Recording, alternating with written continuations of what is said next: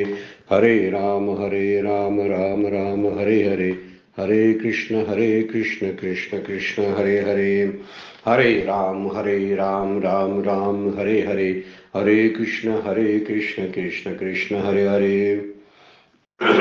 ब्रह्मानन्दं परमसुखदं केवलं ज्ञानमूर्तिं द्वन्द्वातीतं गगनसदृशं तत्त्वमस्यादिलक्ष्यम् एकं नित्यं विमलं अचलं सर्वधि साक्षिभूतं भावातीतं त्रिगुणरहितं सद्गुरुं तं नमामि। नमामि सद्गुरु शान्तं सच्चिदानन्दविग्रहं पूर्णब्रह्मपरानन्द ईशम् आनन्दीवल्लभं सद्गुरु सच्चिदानन्दं केवलं करुणाकरं ज्ञानयोगीश्वरं वन्दे ज्ञानदेवा पुनः पुनः।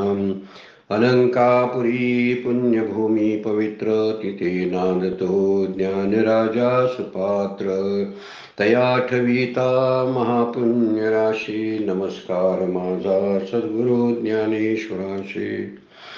सर्व संतांना वंदन, सद्गुरूंना वंदन, ज्ञानेश्वर माऊलींना वंदन, सर्व श्रोत्यांना वंदन करतो आणि शिवगड अध्यात्म चॅरिटेबल ट्रस्ट प्रस्तुत रोजची दैनंदिन ज्ञानेश्वरीच्या चिंतनाला आपण प्रारंभ करतोय। कालच्या चिंतनामध्ये आपण आठव्या अध्यायामध्ये 25 नंबरच्या श्लोकाचा विचार करत आलेलो आहोत आणि 25 नंबरच्या श्लोकामध्ये कोणत्या काळात आलेलं मरण हे पुनरावृत्तीला कारण होतं, तो काळ कोणता, तो महिना कोणता, तो पक्ष कोणता, रात्र की दिवस, या सगळ्यांचा विचार माऊलींनी त्या 25व्या श्लोकामध्ये केलेला आहे। आणि जेव्हा सगळी इंद्रिय थंड पडलेली असतात, ज्या ठिकाणी त्रिदोष उत्पन्न झालेले असतात, अग्नी संपलेला असतो आणि धूम म्हणजे धूर निर्माण झालेला असतो, अशा अवस्थेमध्ये मृत्यू येणं म्हणजे पुनर्जन्माला कारण होत असतं असं माऊली वर्णन करायला लागलेले आहेत। 8व्या अध्यायातील 229 नंबरच्या ओवीचं चिंतन आपण कालच्या निरूपणामध्ये घेतलेलं होतं। काय म्हणतात 229 नंबरची ओवी, जैसे चंद्रा आडाभाळ सदट दाटे सजळ मग गडद ना उजाळ ऐसे झावळे होय, धड अंधकारी नाही धड प्रकाशी नाही।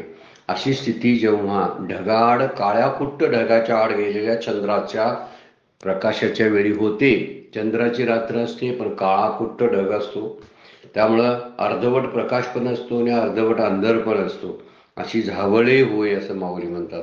गडद अंधकारही नसतो आणि लख प्रकाश सुद्धा नसतो, असं अंधुक वातावरण निर्माण झालेलं असतं। ही मरणाच्या वेळची स्थितीचं वर्णन करण्यासाठी माऊलीने चंद्राचा आणि काळ्या कुट्ट ढगाचा काय दिलेला आहे, दृष्टांत दिलेला आहे। हे चंद्राचा प्रकाश म्हणजे प्रकाश रूप असणं, हे अग्नी जो आहे तो असून तरी काय करायचा, जसा धुराने युक्त असलेला अग्नी उपयोगाचा नाही, तसा काळ्या कुट्ट ढगाच्या आड गेलेला चंद्रप्रकाश सुद्धा उपयोगाचा नसतो। आणि त्याचंच उदाहरण देण्यासाठी चंद्राचं आणि ढगाचं उदाहरण दिलेलं आहे। पुढे काय म्हणतात बघा, का मरे ना सावध ऐसे जीविताशी पडे स्तब्ध आयुष्य मरणाची अमर्याद वेळू ठाकी। परत कशी स्थिती झालेली आहे मृत्यूच्या समयीशी, तसा तो कर्मठ लवकर मरतही नाही आणि शुद्धीवरी नसतो। आपण मागच्या वेळा सुद्धा चिंतन केलेलं आहे, बहुतेक लोक जे असतात ते कोमामध्येच असतात। ज्याने काहीतरी तप केलेलं आहे, ज्याने काहीतरी साधना केलेली आहे, असे साधनायुक्त झालेले, ज्यांची सेवा संतांची सेवा ज्यांच्याकडून घडलेली आहे, अशांचा मृत्यूच्या समयी त्यांची बुद्धी सतेज असते, मन अगदी जागेवर असतं, प्राण तरतरीत असतात। याचे वर्णन मागच्या श्लोकामध्ये आपण बघितलेलं आहे। पण त्याच्या उलटी अवस्था होते की तो धड मरतही नाही आणि शुद्धीवरही नसतो आणि त्याच्या जीविताला तटस्थता निर्माण झालेली असते, जीविताशी पडे स्तब्ध आयुष्य मरणाची अमर्याद वेळू ठाकी। त्यावेळी आयुष्य मरणाची मर्यादा नसलेली वेळ मर्यादित काळात सरत नाही, म्हणजे धड मरतही नाही, तसा देह मेलेला किंवा पूर्ण शुद्धीवरी नसतो, निश्चिष्ट पडलेला असतो। माऊली म्हणतात जीविताशी पडे स्तब्ध, निश्चिष्ट पडलेला असतो। त्यामुळे आयुष्य हे मरण समयीची वाट पाहत असतं, त्या आयुष्याला म्हणजे त्या देहाला जायचं असतं, परंतु मोक्ष न होता मरावं लागतं। इथं शब्द वापरलेला बघा, आयुष्य मरणाची अमर्याद वेळू ठाकी। ती वेळ पण सरत नाही. वास्तविक आयुष्याला मरायचं असतं, पण अर्धवट अवस्थेमध्ये असतो. जसा चंद्राचा प्रकाश अर्धवट दिसतो वरच्या याच्यामध्ये सांगितलं ओवीमध्ये, तसा चित्र वर्णन केलेलं आहे. या स्थितीमध्ये दडमरतही नाही आणि शुद्धीवरही नसतो. ऐशी मन बुद्धी करणी सभोवती धुमाकुळाची कोंडणी तेत जन्मे जोडली या महानी योगची गुणे. असं मन बुद्धी इंद्रियांच्या सभोवती असा अज्ञानरूपी जो भरगच्च असा धूर वेढलेला असतो.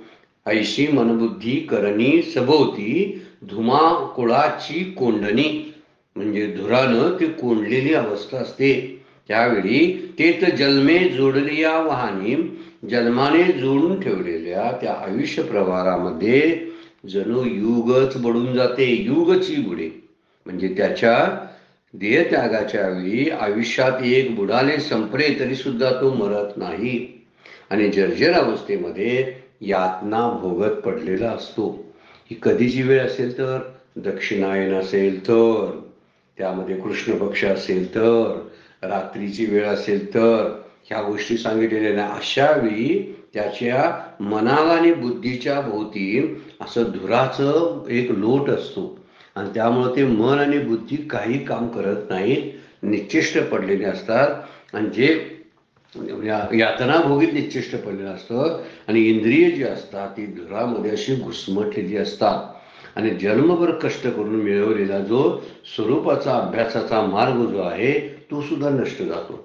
काहीतरी केलेलं असतं पण वेळ रात्रीची दक्षिणायन आणि त्यामुळं त्या मार्गाचा उपयोग होत नाही आणि त्या एकूण जे केलेलं कष्ट भोगलेलं असतात, जे साधनेतलं कष्ट, स्वरूप प्राप्तीचे कष्ट जे असतात त्या कष्टाला फळ येत नाही. कशामुळं? रात्री दक्षिणायन आणि दुसरी गोष्ट कृष्ण पक्ष. पुढे काय म्हणतात बघा, हातीची जे वेळी जाये ते वेळी अनेक लाभाची गोटिकी आहे म्हणून प्रयाणित होय इतुरी दशा. म्हणजे ब्रह्मज्ञान संपादन हातातली गोष्ट असताना मरणानंतर मिळणाऱ्या स्वर्गाची अपेक्षा केली जाते. अरे हातातली गोष्ट ज्यावेळी जाते त्यावेळी दुसऱ्या नवीन लाभाची गोष्ट काय, म्हणून पर्याय काळामध्ये एवढी दुर्दशा होते. हातचं मिळवलेलं सुद्धा निघून जातं, त्यामुळे दुसरा लाभ आणि कुठला मिळणार आहे.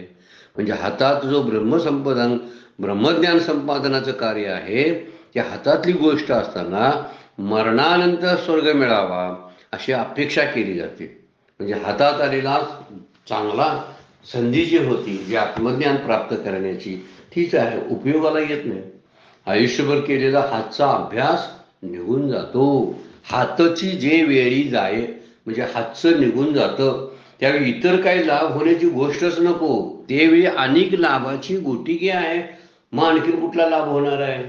हातात असलेलं हक्काचं ब्रह्मज्ञान आहे ते स्वर्गाला हक्काचा म्हणता येत नाही. बरं काय का म्हणता येत नाही? त्याचा मुद्दा आहे स्वर्गासाठी पुरेसं पुण्य प्राप्त करावं लागतं, पण ब्रह्मज्ञानासाठी पुण्याची गरज नसते. ब्रह्मज्ञानासाठी विचारच करावा लागतो आणि विचारानं आणि मीच ते ब्रह्म आहे या निश्चयानं आपण तिथपर्यंत जात असतो. त्यासाठी आसक्ती सोडावी लागते, त्यासाठी पुण्य करावं लागत नाही. पण स्वर्गासाठी केवढा मोठी पुण्य करावी लागतात. स्वर्गात जायचं असेल तर त्या पुण्याचे विचार इतर काही पुराणात ग्रंथामध्ये वर्णन केलेले आहेत. काय काय त्रास घ्यावा लागतो तरच स्वर्गाची प्राप्ती होत असते. पण ब्रह्मज्ञान ही हातची गोष्ट आहे असं माऊली बोलतात. स्वर्ग हे हातची गोष्ट नाही. स्वर्गाची अपेक्षा केली तर स्वर्ग मिळेलच असं सांगता येत नाही. त्यामुळे ते हातचं नाही आहे, ते जाऊ शकतं आपल्याकडून. जरा जरी पुण्य कमी पडलं तरी जाऊ शकतं. इथं मात्र पुण्याचा आणि पापाचा विचार केला जात नाही. ब्रह्मज्ञान आत्मज्ञान हे आपल्या हातातलं आहे, ते प्रारब्धावर अवलंबून नसतं. हे स्वर्ग मात्र प्रारब्ध प्रयत्न या सगळ्यातली तिला गरज पडलेली असते. इथं मात्र फक्त विचार हाच प्रयत्न आहे. आयुष्यभर केलेला हातचा अभ्यास निघून जातो त्यावेळी इतर व कुठला स्वर्ग मिळण्याची अपेक्षा दूरच. त्यामुळे मरण समयी अशी दुर्दशा त्याला प्राप्त. म्हणून प्रयाणी तव होय येथुली दशा. दशा जो शब्द वापरलेला ना की वाईट स्थिती हे दाखवण्यासाठी दशा हा शब्द वापरलेला आहे. त्यामुळे हातचं केलेलं आहे. मागील अभ्यासाचा उपयोग धूर साठल्यामुळं, रात्रीची वेळ असल्यामुळं होत नाही. मग मोक्ष लाभ तरी कसा होईल असं माऊलीला म्हणायचं आहे. म्हणजे मोक्षा लाभासाठी सुद्धा ती फार दूरची गोष्ट आहे. हातचं एखादी गोष्ट प्राप्त होत नाही आणि बाहेरचं कसं मिळेल असं माऊली करतात. त्यामुळं स्वर्गाची आणि ब्रह्मज्ञानाची इथे विचार सांगितलेला आहे माऊलीने, की स्वर्ग जो आहे तो स्वर्गाची अपेक्षा केली जाते, हातातली गोष्ट द्यावी जाते. म्हणजे ब्रह्मज्ञान संपादन हे नित्यच आहे, तो नित्य आहे, प्राप्त असलेली गोष्ट आहे. प्राप्ताची प्राप्ती करून घ्यायची आहे ती सोपी, काय अप्राप्ताची प्राप्ती सोपी? संसार सोपा, संसार प्राप्त करणं हे सोपं की ब्रह्मज्ञान प्राप्त करणं हे सोपं? तर शास्त्र सांगतं आणि आपलाही अनुभव तसाच आहे की ब्रह्मज्ञानासाठी काहीही करावं लागत नाही. मी ब्रह्म आहे असा निश्चयच व्हावा लागतो आणि उरलेलं जग मिथ्या आहे असा त्यामध्ये खात्री व्हावी लागते. म्हणून ब्रह्मबुद्धी निश्चय आत्मज्ञान असं माऊली जो शब्द वापरतात, किंवा दुसरी गोष्ट जगत मिथ्या ब्रह्म सत्य अशी धारणा आणि असं निश्चय पक्का झाला की झालं, त्यासाठी काय करावं लागत नाही. म्हणून माऊली इथं म्हणतात ब्रह्मज्ञान ही हातची गोष्ट आहे, जी प्राप्तच आहे, त्यासाठी खटाटोप करावा लागत नाही. स्वर्गासाठी मात्र खटाटोप करावा लागतो. इथलं हातचं मिळण्यात निघा लागलंय, स्वर्ग कुठला मिळणार आहे? आणि अशी दशा त्याला मरताना प्राप्त होत असते. ऐशी देहा अंतस्थिती बाहेरी कृष्ण पक्ष वरी राती आणि सामासही ओढवती दक्षिणायन. अशा शरीरातील आतील भागामध्ये सांगितलेली ही आतली अवस्था अशी असते. ऐशी देहा आत स्थिती, आणि बाहेर लौकिक दृष्ट्या जर विचार केला तर बाहेरी कृष्ण पक्ष वरी राती. एक म्हणजे कृष्ण पक्ष तरी 15 असतोच, त्यात आणि रात्र आणि असते. म्हणजे लौकिक दृष्ट्या विचार जर केला तर चंद्राचा क्षय ज्या दिवसात आहे असा तो कृष्ण पक्ष असतो. चंद्र रोज क्षय कमी कमी कमी कमीच होत जातो आणि अमावास्यापर्यंत त्याचा प्रवास चालू असतो ना, त्या स्थितीला कृष्ण पक्ष म्हणतात. आणि ह्या कृष्ण पक्षामध्ये लौकिक दृष्ट्या अगोदर चंद्राचा क्षय होतो आणि ज्या दिवसात असा कृष्ण पक्ष असतो त्यामुळे अमृताचा लाभ नाही, अशी ती रात्र असते. चंद्राचा प्रकाश जर प्रखर असेल तर चंद्र अमृताचा लाभ झाला असता, पण तसं होत नाही. आणि दक्षिणायनातले महिने जे आलेले असतात ही तो एक महिना असतो, म्हणजे जी ज्याला आपण देवाची रात्र म्हटले ना, ती देवाची रात्र म्हणजे दक्षिणायन असा शब्द आहे. त्यामध्ये सामासही, सामासा म्हणजे 6 महिन्यापैकी ओढवती, म्हणजे दक्षिणायनची 6 महिने पुढे आलेले असावेत दक्षिणायन. बाहेर कृष्ण पक्ष, देहामध्ये अशी वेडी वाकडी स्थिती, वरी रात्र आणि सामासामध्ये ओढवती दक्षिणायन.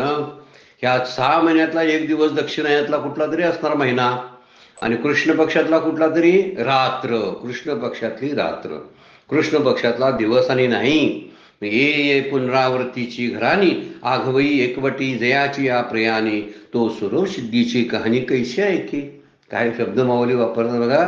असा पुनर्जन्म आणून देणारी सगळ्याच व्यवस्था जर जुळून आल्या असतील, पुनरावृत्तीची घराणी, घराणी म्हणजे इथं कुटुंब समुदाय, सगळा पुनरावृत्ती करणारा, पुनर्जन्म देणारा, संसार प्राप्ती करणारा का, अशी सगळ्या बाजूने जर सगळे येत असतील जुळवून, तर आगवी एकवटती जयाची या प्रयाणे, प्रयाणाच्या काळामध्ये सगळे समुदाय आणि शत्रू सगळे एकदम अंगावर येतात. तो स्वरूप सिद्धीची कहाणी कैशी ऐके. अशा वेळी ब्रह्मज्ञानाची कथा कशी ऐकू शकेल? म्हणजे ब्रह्मज्ञानाचं बोलायलाच नको. सगळी जर अशी मिळून येत असतील, सगळी कोण सांगितलेली आहेत? एक म्हणजे कृष्ण पक्ष, दुसरं दक्षिणायन, तिसरं रात्र. या सगळ्या गोष्टी एकत्र जुळल्या आणि देहामध्ये असणारा धूर, तिथं अग्नीची ज्योत नाही, त्यामुळे मन बुद्धी इंद्रिय लाकडासारखी तटस्थ होऊन पडलेली असतात, प्राणशक्ती मावळलेली असते, ज्ञानशक्ती मालवत दिवा आलेला असतो ज्ञानशक्तीची. अशी स्थिती असताना, एवढा सगळा समुदाय येत असताना ब्रह्मज्ञान कसं होईल असं माऊली विचारतात. त्यामुळं पुनरावृत्तीची घराणी म्हणजे पुनर्जन्म प्राप्त करून देणारे सगळे योग जुळून येतात. मरणाच्या समयी तो ब्रह्मप्राप्तीची गोष्ट कशी ऐकेल? कारण सगळे हे कुयोग आहेत मांडलेले. हे जे म्हणतात कृष्ण पक्ष, रात्र, दक्षिणायन, हे सगळे कुयोग जर जुळून येत असतील तर मोक्ष तर सोडा, त्याची गोष्ट सुद्धा कानी पडत नाही. मोक्ष मिळायचा मुद्दा बाजूलाच, पण मोक्ष असा असतो असं सुद्धा कानावर पडत नाही. कानावर पडण्यासारखी स्थितीच नसते ना. देहामध्ये सगळा गोंधळ माजलेला असतो मृत्यूच्या समयामध्ये. कारण रात्रीची वेळ असते, दक्षिणायनाचा काळ असतो. म्हणून ऐसा जयाचा देह पडे तर योगी म्हणून चंद्रवरी झाले घडे. अशा स्थितीत ज्याचा देह पडतो त्याला पुण्यकर्म करणारा योगी म्हणून चंद्रलोकात जाणं भाग पडतं. चंद्रलोकात का जातो तो? तर त्याचा अर्थ असा आहे की थोडं का असना योगिक आणि ज्ञानाची साधना त्यानं केलेली असते. ब्रह्मप्राप्तीसाठी काहीतरी खटाटोप केलेला असतो, पण त्याचं दुर्दैव म्हणून दक्षिणायन, रात्र आणि कृष्ण पक्ष असतो. आणि म्हणून त्याला काय होतं? चंद्रलोकात जावं लागतं. मागच्या वेळेला सांगितलेला अर्चिरादी मार्ग जो आहे तिकडं जाणं होत नाही. सूर्य लोकामध्ये जाणं होत नाही. प्रकाशमय लोकामध्ये जाणं होत नाही. अंधकारमय जो लोक आहे चंद्रलोक, तिथं त्याला जावं लागतं. पुण्यकर्म जया ऐसा जयाचा देह पडे तया योगी म्हणून चंद्रवरी जाणे घडे. मग तिथून मागुता भोवडे संसारे. मग भोगाचा भोग भोगले तिथं आणि कर्माचा क्षय झाल्यानंतर माघारी पुनर्जन्माच्या रूपाने खाली येतो आणि खाली येऊन जन्माला येतो. शास्त्र सांगतं अन्न, वीर्य आणि स्त्री यांच्या कर्मशा संबंध पाहून पुन्हा जन्माला येतो. पर्जन्याच्या रूपाने चंद्रलोकातून खाली पडतो, पावसाच्या रूपानं खाली पडतो, शेतामध्ये त्या अन्नाच्या रूपानं पिकतो. अन्न ते कोणतरी पुरुष खातो आणि त्या पुरुषाच्या वीर्यातून आणि स्त्रीशी संबंध आल्यानंतर पुन्हा जन्माला येतो. कसा क्रमशास्त्र सांगते बघा. आपल्याला चॅलेंज देता येत नाही बरं का याला. आणि खरीच गोष्ट अशीच आहे. चंद्रलोकातून खाली येतो म्हणजे काय होतं? पुण्याचा क्षय क्षिणे पुण्य मर्त्यलोक्यम विशंती असं 9व्या अध्यायामध्ये सांगितलंय. पुण्याची पाऊटी सरे येऊ लागती माघारे मृत्यू लोका. पुण्य संपलं चंद्रलोकातलं की खाली येतो. पण खाली येताना कसा येतो? तर परत जन्माला येतो. परत जन्माला येण्याचं मुद्दा मागच्या अन्नादभोवती भूतानी या श्लोकामध्ये मागेच सांगितलेला आहे की भूतांची निर्मिती ही अन्नापासून होते आणि अन्न जे तयार होते ते पर्जन्यापासून, पावसापासून तयार होते. त्यामुळे पावसाच्या माध्यमातून तो पृथ्वीवर येतो. चंद्रलोकातून पावसाच्या द्वारे तो पृथ्वीवर येतो. पृथ्वीवर तो अन्नाच्या रूपामध्ये वाढायला लागतो. ते अन्न एखादा पुरुष खातो आणि त्याच्या वीर्याच्या द्वारे याची पुनरावृत्ती अनुभवायला येते. याचा पुनर्जन्म होतो. काय सुंदर वर्णन केले बघा. अशा परिस्थितीमध्ये इथून त्याला माघारी मृत्यू लोकात जन्मास यावे लागते. म्हणून आकाळू जो पांडवा, अकाळू म्हणजे अयोग्य वेळ, अकाळू जो पांडवा म्हणितला तो हा जाणावा आणि हाची धूम्र मार्गू गावा पुनरावृत्तीच्या. मगापासून तुला सांगायला लागलोय अर्जुना ते हेच आहे की जो अप्रशस्त काळ म्हणून मागे सांगितलेला आहे तो हाच ओळख.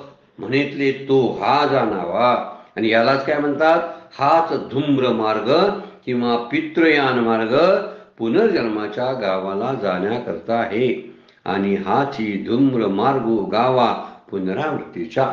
कुठलं गाव पुनरावृत्तीचं आहे? संसार. संसार शरीर हेच गाव आहे. त्या गावाला परत जावं लागतं चंद्रलोकातून आल्यानंतर. कशामुळं? तर मृत्यू अशा अकाळी झाल्यामुळं. अशुभ काळी अकाळू जो पांडवा म्हणितला तो जाणावा यालाच अशुभ काळ असं म्हटलं जातं. यालाच अयोग्य काळ तो हाच आहे की ज्यामुळे पुनर्जन्म देणारा हाच तो धूम्र मार्ग आहे. कारण योग्य काळास मागच्यामुळे आपण मागच्या श्लोकात बघितलं त्याला अर्चिरादी मार्ग म्हणतात. आणि अकाळी जी मार्ग जो असतो, अयोग्य मार्ग असतो त्याला धूम्र मार्ग म्हटलं जातं. त्यामुळे तुला पुन्हा पुनरावृत्तीच्या द्वारे तो जीव परत जन्माला येतो. एर तो अर्चिरादी मार्ग, दुसरा आहे तो अर्चिरादी मार्ग आहे. तो वसता आणि असलग तो मोक्षरूपी गावाला पोचवून देणारा आणि साधकाशी संगती करणारा सहजच कल्याणकारी असा आहे. साविया स्वस्ती चांग निवृत्तीवरी, म्हणजे ह्यामुळं कल्याणच होतं. स्वस्ती चांग, चांगलं कल्याण होतं. साविया संगती करणारा, सहजच सहज कल्याण करणारा मार्ग कोणता असेल तर अर्चिरादी मार्ग, धूम्र मार्ग नाही. अर्चिरादी मार्ग म्हणजे माग आपण मागच्या श्लोकात वर्णन केलेला, ज्यामध्ये शुक्ल पक्ष असतो, उत्तरायण असतं, दिवसाची वेळ असते, असा शुभ्र प्रकाशामध्ये अग्नीची ज्योत तेवत असते, ज्ञानशक्ती चांगली असते, मन बुद्धी सतेज असतात, अशा ठिकाणी जेव्हा मृत्यू येतो त्याला अर्चिरादी मार्ग म्हणतात. आणि दुसरा मार्ग ज्याला आपण म्हटलं तो धूम्र मार्ग आहे. हा अर्चिरादी जो मार्ग आहे तो भरपूर सूर्यप्रकाश असलेला असतो. हा मार्ग सोपा आणि सरळ आहे. साविया स्वस्ती चांग, कारण कमी कष्टदायक आहे. कल्याणकारक मोक्ष प्राप्त करून देणारा तो हाच मार्ग आहे. आपल्या आयुष्याचं म्हणजे कृतार्थता आयुष्य होणार किंवा देहाची कृतार्थता साधणारा हा अर्चिरादी मार्ग एकच आहे, असं वर्णन माऊली करतात. या श्लोकावरच्या ओव्या आपण पूर्ण केलेल्या आहे. 237 पर्यंत या 25 नंबरच्या श्लोकाचा विचार सांगितलेला आहे. जनरली सर्वसाधारण याची जर समरी केली तर एकच गोष्ट आहे की माऊलींनी सांगितलेले, भगवंतांनी सांगितलेले 2 मार्ग आहेत. पण आपल्याला प्रश्न पडतो, जर अशा 2 मार्गाचा जर विचार केला आणि जर योगायोगानं मी ज्यावेळी जातो प्रयाण काळ आहे त्यावेळी जर रात्र असेल, चंद्र धुरकटलेला असेल किंवा कृष्ण पक्ष असेल, आणखीन दक्षिणायन असेल, तर मी काय करावं? मी केलेली सगळी साधना व्यर्थ जाणार का? मग जीवनमुक्ताची अवस्था काय होणार? या सगळ्या प्रश्नांची उत्तरं भगवंत पुढच्या श्लोकांच्या मधून आणि ओव्यांच्या मधून माऊली देणार आहेत. 26 नंबरचा श्लोक आहे बघा. शुक्ल कृष्णे गती हेत जगत शाश्वते मते एकया यात्यनावृत्तीम अन्या अवर्तते पुन्हा. हा शुक्ल मार्ग प्रकाशमय आहे. दुसरा कृष्ण मार्ग जो आहे तो अज्ञान अंधकारानं मांडलेला आहे, व्यापलेला आहे. हे जगाचे 2 मार्ग कसे आहेत? शाश्वते मते. 2 मार्ग अनादी आहेत. कुठले कुठले? शुक्ल आणि कृष्ण. शुक्ल कृष्णे गती हेत जगत शाश्वते मते. जगाचे हे 2 मार्ग आहेत. त्यामधला एकया यात्यनावृत्तीम, एका मार्गाने ध्यानयोगी मोक्षाला जातो, अन्या आवर्तते पुन्हा, दुसऱ्या मार्गाने तो सकाम कर्म करणारा पुनरावृत्तीला प्राप्त होतो. आवर्तते पुन्हा, आवर्ते अनावर्ते 2 शब्द आहे. एकाला मोक्ष म्हटलं, दुसऱ्याला पुनर्जन्म म्हटलेला आहे. हे 2 मार्ग अनादी आहेत. म्हणजे एकूण एक शुक्ल मार्ग हा प्रकाशमय, दुसरा कृष्ण मार्ग अज्ञानांधकारमय. हे जगाचे 2 मार्ग फार पूर्वीपासून, म्हणजे याची सुरुवात केव्हा झाली सांगता येत नाही, त्याला अनादी म्हटलेलं आहे. हे 2 मार्ग अनादी आहेत. एका मार्गानं योगी जन्म अभाव रूप अशा मोक्षाला जातो आणि दुसऱ्या धूम्र मार्गानं तो सकाम कर्म करणारा पुनर्जन्माला म्हणजे संसारात जन्माला येतो आणि पुन्हा हलापेष्टा सण करतो. दोन्ही मार्गाचा विचार माऊलींनी सांगितलेला आहे. एक शुक्ल, दुसरा कृष्ण. दोन्ही एक कसा आहे? धूम्र मार्ग, दुसरा अर्चिरादी मार्ग. हे दोन्ही नावं वेगवेगळे आहेत. आपण जरा पुन्हा पुन्हा त्याच्यावर त्या ओव्या जर बघितल्या तर लगेच लक्षात येईल. त्यामुळे भीती वाटलेली आहे की नाही? सर्वांनाच भीती वाटणार आहे की माझ्या मरणाच्या वेळी उत्तरायण असावं, मी दिवसा मरावा. पण आहे काय आपल्याकडे? ते पुढं माऊली सांगणार आहे, त्याचं वर्णन करणार आहे.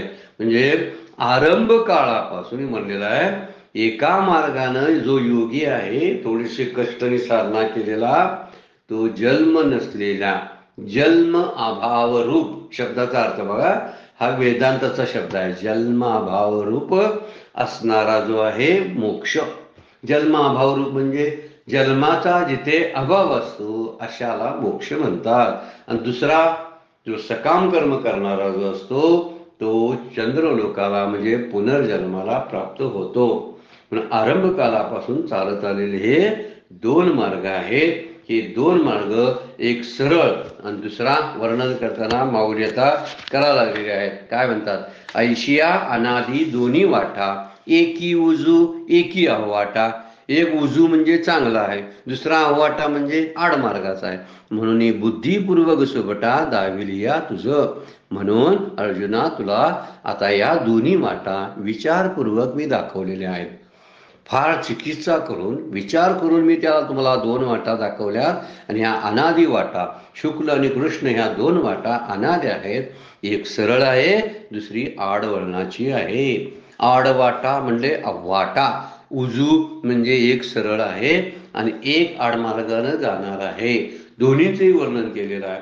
आणि तुला हे बुद्धिपूर्वक सर मी विचारपूर्वक दोन मार्ग दाखवलेले आहेत. शुक्ल मार्ग जो असतो तो शुद्ध स्वच्छ आहे, प्रकाशाचा मार्ग आहे. त्याला उत्तर मार्ग सुद्धा म्हणतात, त्याला देव मार्ग म्हणतात, त्याला सूर्य मार्ग म्हणतात. शास्त्राने किती शब्द वापरले त्यासाठी बघा. हा शुक्ल मार्ग जो आहे, शुक्ल आणि कृष्णपैकी एक शुक्ल जो आहे तो शुद्ध आहे, प्रकाशमय आहे. उत्तर मार्ग म्हणतात, देव मार्ग म्हणतात, सूर्य मार्ग म्हणतात. आणि हा कृष्ण मार्ग जो आहे अंधार, धूम्र मार्ग म्हणतात, चंद्र मार्ग याला म्हणतात, याला पितृमार्ग म्हणतात. इकडं देवमार्ग, याला पितृमार्ग म्हणतात.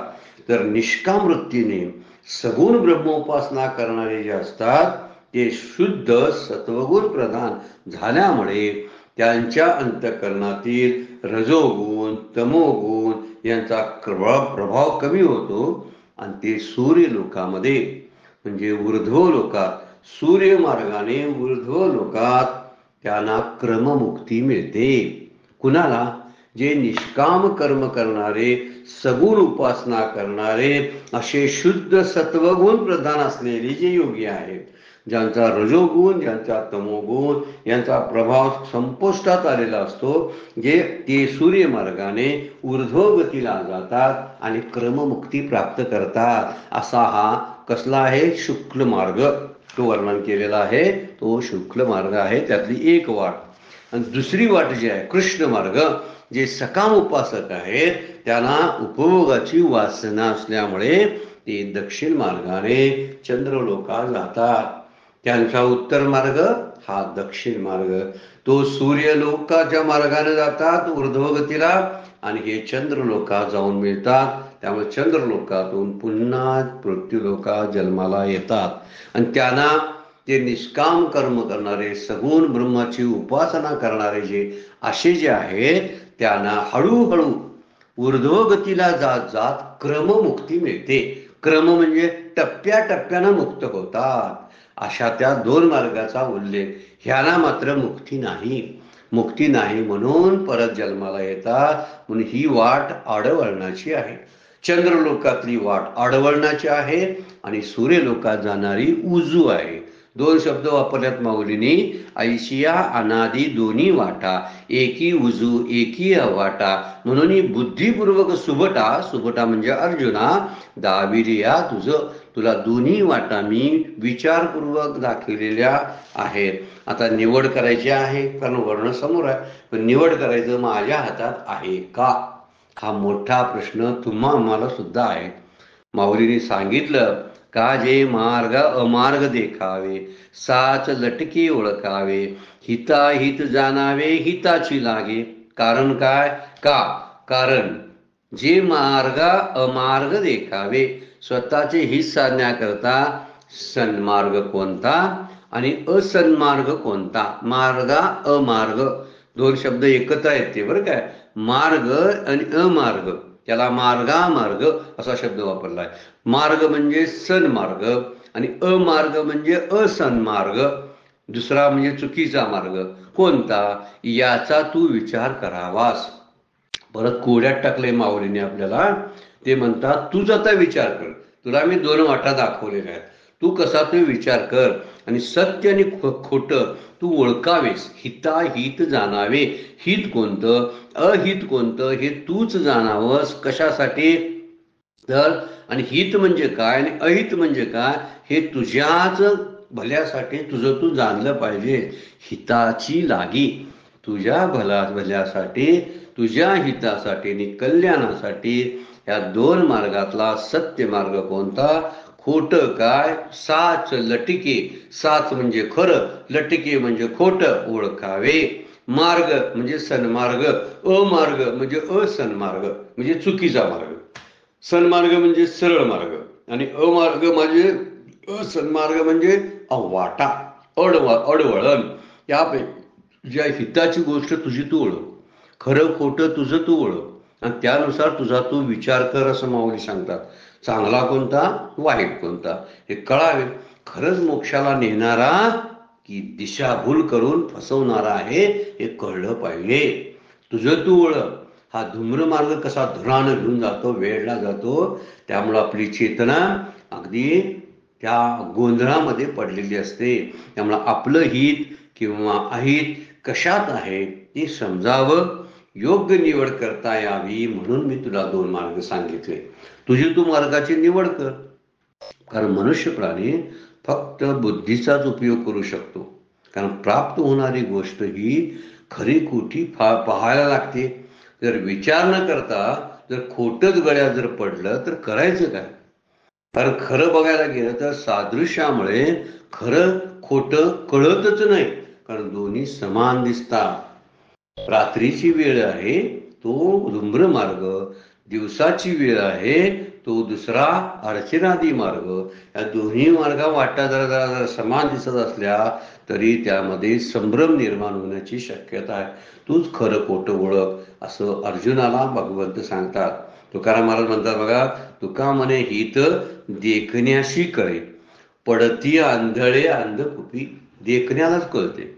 हित जे असतं ना ते आपलं हित कशात आहे, देखण्याला म्हणजे जो डोळ्यास्वृत्तीनं म्हणजे जो विवेकानं वागतो, बुद्धीचा वापर करतो, तो देखना असा शब्द वापरलेला आहे. आणि तो उलटा शब्द वापरला आहे आंधळा. तो कुठं जाऊन पडतो, अंधकुपी, अंध गुहेमध्ये जाऊन पडतो, अंधारामध्ये पडतो. म्हणून खरं खोटं, हित अहित, आपुलिया हिता जो असे जागता, धन्य माता पिता तयाचिया. जो आपल्या हिताला जागृत राहतो, सावध राहतो, त्याची माता पिता धन्य म्हणायला पाहिजे. कारण खरं खोटं ओळखण्यासाठी आपल्याला सत्संग असायला पाहिजे, शास्त्र श्रवण व्हायला पाहिजे, सद्गुरूंची सेवा आणि त्यांचा संघ घडला पाहिजे, संतांच्या ग्रंथांचा अभ्यास झाला पाहिजे, तरच आपल्याला खरं कोणतं आणि खोटं कळेल. त्याच दृष्टीने आपण ज्ञानेश्वरीचा अभ्यास करायला लागलोय. आता आपल्याला समजलं की माहितीच नव्हतं कुठल्या काळात मरायचं आहे, पण मरायचं आपल्या हातात आहे की काय. काय पुढील ओळीमध्ये दृष्टांत देतात माऊली, आणि ते दृष्टांत कोणता बघा, का जे मार्ग देखावे, सात लडके ओळखावे, हिताहित जाणावे हिताचे लागे, पाहे पा नाव देखता बरवी, कोणी आड घाली काय अथावी, का सुपंत जाणून आडवी रिगवत असे. प्रश्न केलाय बघा. सुंदर आणि धड अशी नाव जर आहे, कशी आहे, देखता नाव बरवी, नाव देखता बरवी, बरवी म्हणजे धडधाकट आहे, चांगली सुस्थितीतली नाव आहे. ही पाहून कोणी शहाणा अथांग अशा खोल पाण्यात देहाला झुकून देईल का, कोणी आड घाली काय अथावी. अथावी म्हणजे अथांग पाण्यामध्ये कोण स्वतःला उडी मारील का. का सुपंथ जाणून आडवी, किंवा चांगला मार्ग, सुपंथ चांगला मार्ग असं कळून सुद्धा कोणाला अरण्यात शिरावंसं वाटेल का, जाणून आडवी रिगवत असे. म्हणजे कुठं वाटेल तशा आडमार्गाला जावंसं वाटेल का. जर सुपंथ दिसत असेल समोर तर आडमार्गानं का जाईल. किंवा नाव चांगली तिथं काठाला उभा राहिलेली आहे तर कारण नसताना पोहत आणि त्या खोल पाण्यामध्ये उडी घालायला कशाला जाईल तो. म्हणून ज्याला हित कळलेलं आहे त्याला, म्हणजे पहिले तरी जाण्यामध्ये मजबूत नाव समोर आहे. कशी नाव आहे, बरवी, देखता बरवी, दिसायला बरवी आहे, कोणी आड घाली काय अथावी. पण त्यामध्ये अथांग पाण्यामध्ये कोण उडी घेईल का. आणि चांगला राजमार्ग दिसत असून सुद्धा जंगलाच्या आडवट्यानं हिंस्र पशु जिथं आहे तिकडं कोण जाईल का? जिथं संत संगती भेटते त्या मार्गाने जातील काय जिथं हिंस्र पशु आहे त्या अरण्यातून जातील? असा प्रश्न माऊलीने विचारला नाही. तुझा तो विचार याच्यावरती कर. आणखीन सुंदर दृष्टांत बघा. जो विष अमृत ओळखे, प्रसिद्ध ओवी आहे, जे आपण ओव्या लिहून घेतो त्यापैकी आहे बघा. जो विष अमृत ओळखे तू अमृत काय सांडू शके? ज्यानं पहिल्यांदाच अमृत आणि विष यामधला फरक ओळखलेला आहे तो अमृताला लाथाडेल का? अमृत काय सांडू शके? तेवी जो उजू वाटत एके तो आवाटा नवचे. उजू म्हणजे जो चांगला मार्ग ज्याला राजमार्ग सापडला तो आडवाट्यानं जाणारच नाही. आणि आडवाटा कोणत्या? संतांनी सांगून ठेवलेले आहे. आणि राजमार्ग कोणता? हेही संतांनी सांगून ठेवलेला आहे. अमृत आणि विष यामधला फरक ओळखायला शास्त्रातच अभ्यास व्हायला लागतो आणि संतांच्या मार्गदर्शनाखाली संतांच्या संघामध्ये ते कळायला लागतं वाईट कोणतरी चांगलं कोणतं. जो सरळ वाट दिसत असताना तो कधी आडवाटेनं जाईल का? जाणार नाही. अमृत आणि विष दोन्हीतला फरक कळल्यावर विष लाथाडेलच का नाही आणि अमृताचं सेवन करेल. असं हितच तो स्वतःच जाणेल. म्हणून पुढे पारकावे खरे कुडे, पारकले तरी न पडे अनवसरे काही. एकदा ओळखलं ना या संसाराला, एकदा ओळखायला लागतंय. एकदा जर ओळखलं ना हा विषवत संसार आहे, विषय विषाचा परिपाडू, हा मला या गोड असणाऱ्या चांगल्या मार्गाने न्यायला प्रतिबंध करणारा हा संसाराचा विचार आहे, तो मला टाकावाच लागेल. म्हणून पुढे आता खरं खोटे कोणतं, खरं खोटं पारकावे खरे कुडे. खरं आणि खोटं ओळखावं, ते चांगलं पारखून घ्यावं. आणि पारखले तरी, एकदा पारखल्यानंतर अनवसरे काही न पडे. अनवसरे काही, कधीही अनुचित प्रसंग येणार नाही. जो चांगल्या वाट्यानं जातो त्याला काटे का लागतील? मग चांगल्या वाट्यानं जायसाठीच माऊलींनी 2 मार्ग सांगितलेले आहेत. म्हणून म्हणतात खऱ्या खोटाची एकदा योग्य परीक्षा करावी आणि एकदा खऱ्याची पारख झाली की मृत्यूसमयी तुला संभ्रम निर्माण होणार नाही. पारखल्यावेळी तरी अनवसरे काही तर पडे अनवसरे काही. अनवसरे म्हणजे काय? संकट, अनुचित प्रसंग निर्माण होईल, काय संभ्रम निर्माण होईल मृत्यूच्या वेळी जर तुला कळलं तर. म्हणून म्हणतात काय, एरवी देहांती थोर विषम, नाहीतर मरणाच्या वेळी गोंधळ होऊ शकतो. एरवी देहांती थोर विषम, या मार्गाचे आहे संभ्रम, जन्मे अभ्यासली याचे हनकाम जाईल वाया. किती सुंदर वर्णन करतात बघा. दोन्ही मार्गातला चांगला वाईटपणा विचार नाही केला तर मृत्यूच्या समयी कृष्ण मार्ग जो आहे त्याचं मोठं संकट प्राप्त होण्याची शक्यता आहे. म्हणून कृष्ण मार्गातली गडबड अशा असते की त्यावेळी जन्मभर जो अभ्यास केलेला आहे तो वाया जाण्याची शक्यता असते. यामुळे जन्मभर केलेली साधना फुकट जाऊ शकते. म्हणून तू सावध हो. जरी अर्चिरादी मार्ग चुकल्या, अवचटे धूम्रमती पडल्या, तरी संसार पाती गुंतल्या भोवतीचे असावे. एखादा माणूस या चांगल्या अर्चिरादी मार्गाने जायचं चुकून अकस्मात जर या धूम्र मार्गात गेला, तर कृष्ण मार्गात जर गेला पडला तर त्याला जन्म मरणरूप संसाराच्या राटगाडग्यामध्ये फिरतच राहावं लागेल. किती वेळा जन्मा यावे, किती व्हावे फजिती. किती फजिती आपण करून घेतो हे माऊली सांगायला लागेल.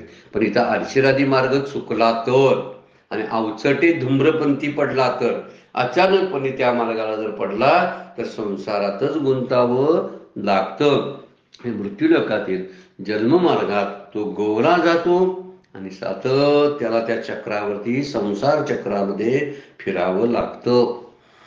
हे सायासू देखोनी मोठे, आता कैशेनी पा एक वेळ पिटे, म्हणून योग मार्ग गोमटे शोधली या दोन्ही.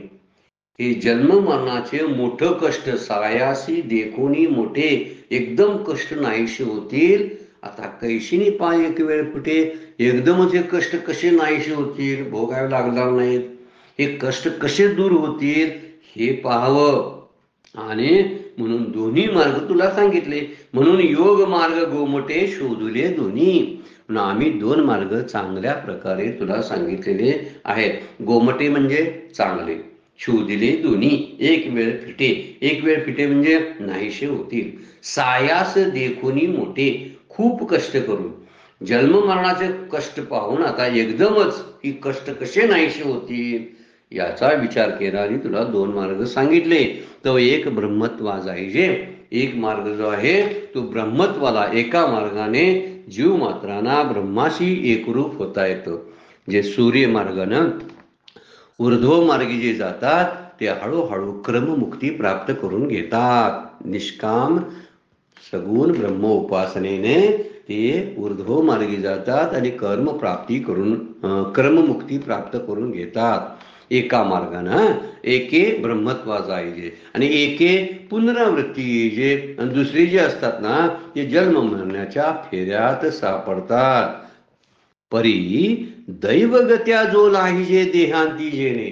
आता इथं खोच मारलेली आहे माऊलीने. ही श्लोकामध्ये खोच मारलेली नाही. का वर्णन केले बघा. परंतु मृत्यूसमयी प्रारब्धाने ज्याच्या जे वाटे असेल त्याच त्या मार्गाची गती मिळते. परत आता प्रारब्ध पूर्वकर्म आणि संस्कार आता आलेतच बघा.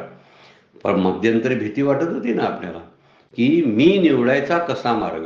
हा कृष्ण मार्ग आहे, दक्षिणायन आहे, पण ह्या दक्षिणायनात जर मला मृत्यू आला तर मी काय करायचं. माऊली म्हणतात प्रारब्धानं ते होणार आहे. प्रारब्धच ती गती ठरवे. दैवगत्या जो लाहिजे देहांती जेणे. दुसऱ्या सकाम कर्मयोगाच्या मार्गाने पुन्हा जन्मावे असे सगळे दोन्ही मार्ग आहेत किंवा ब्रह्मरूप व्हावे. परंतु देहावसानी दैववशात ज्याला जो मार्ग प्राप्त होईल त्याला तशी गती मिळेल म्हणजे त्याच्या हातात नाही. हे सांगायचं आहे माऊलीनं. माऊलीना म्हणायचं आहे त्याचे पूर्वकर्म, त्याचं प्रारब्ध, त्याची ही सगळी सेवा वाया घालवू शकतं जर मिळायचं प्रारब्धात नसेल तर. आता मुद्दा राहिला की ह्यामध्ये जीवनमुक्तीचा विचारच नाही, ज्ञानाचा विचार नाही. ज्ञान आणि जीवनमुक्ती आणि ब्रह्मज्ञान हे प्रारब्धावर आधारित नाही. पुढच्या टप्प्यातील ओव्यामधून आपण पाहणार आहोत की हित प्रारब्ध म्हणलेलं आहे. कुठल्याला प्रारब्ध म्हणलं. उत्तरायण असणं किंवा दक्षिणायन असणं, दिवस आहे की रात्र आहे, शुक्ल पक्ष का कृष्ण पक्ष, या ठिकाणी मृत्यू येणं, या ठिकाणी प्रारब्धाला काय आहे स्थान आहे. प्रारब्धाचं महत्व तिथं आहे. मात्र ज्ञानप्राप्तीमध्ये ब्रह्मज्ञानाच्या प्राप्तीमध्ये मात्र प्रारब्धाचा अडसर सांगितलेला नाही शास्त्रानं. ही गोष्ट लक्षात ठेवण्यासारखी आहे. आपण तोच मुद्दा जो आहे तो पुढच्या श्लोकामध्ये भगवंत मांडणार आहेत. ते नंतरच्या चिंतनामध्ये आपण पाहू. वेळ संपलेला आहे. आजची सेवा सद्गुरूंच्या चरणी भगवान ज्ञानेश्वरांच्या चरणी अर्पण करून विराम घेऊया. पुंडलीक वरदा हरी विठ्ठल श्री ज्ञानदेव तुकाराम. विठ्ठल विठ्ठल विठ्ठल विठ्ठल विठ्ठल विठ्ठल.